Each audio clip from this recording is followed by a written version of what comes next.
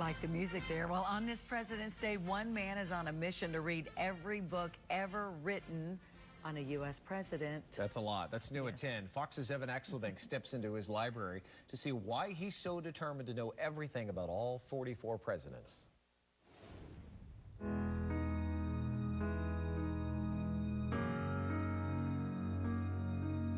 Page 199. Every president has a story. If Washington had taken away one lesson from the French and Indian War, And Steve Floyd Tyler had decided to dismiss his entire cabinet. knows them all, Garfield, of course, had no such plans. or at least Page 585. he's getting there. 7 years ago, he began. At one time, Floyd was an investment banker, bored stiff of long plane rides. What better way to spend 10 or 11 hours on a flight than reading a great biography, and the president seemed like a place to start.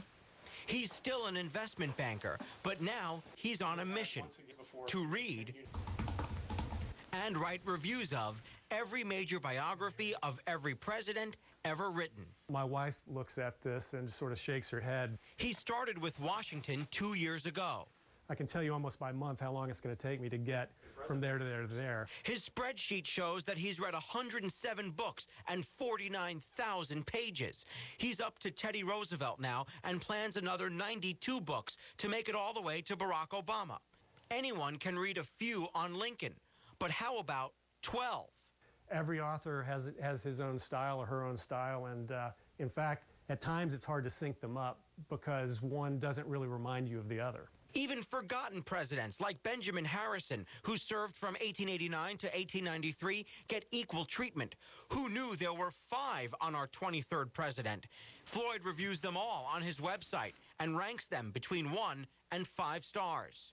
I'm looking for the best biographies of every one of the presidents, and I don't care whether they were on the bestseller list or whether it's 90 years old or whether it's 15 years old and has never been read. The only 5 stars so far? Ron Chernow's 2010 Life of Washington. It's informative, but it's also entertaining. It's got to be something, it's got to be like a Harry Potter book. Some of our 44 presidents have big reputations, but what happens when you get to know them as well as Steve Floyd does? He says some live up to their billing and others don't. Went into Jefferson's biographies with a pretty high opinion of Jefferson, and I came away a little bit disappointed.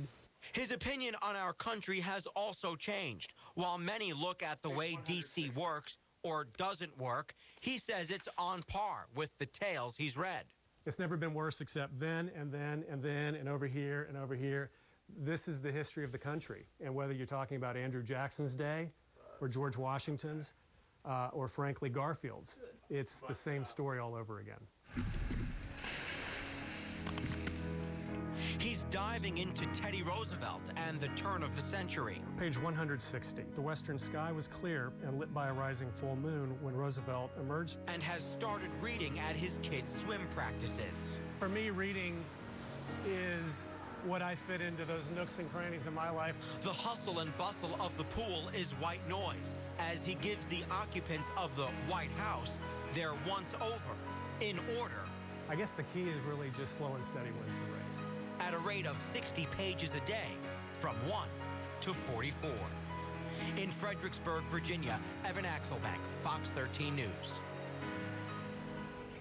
His time well spent. Give him credit. reading. I'd be worried about how much I could retain. Right, exactly. I could probably read it, but I'd forget everything. And confusing all the presidents. So Yeah. I think that's fantastic. Good for him. Get him on Jeopardy. Yeah, I think he'd do well. Yeah.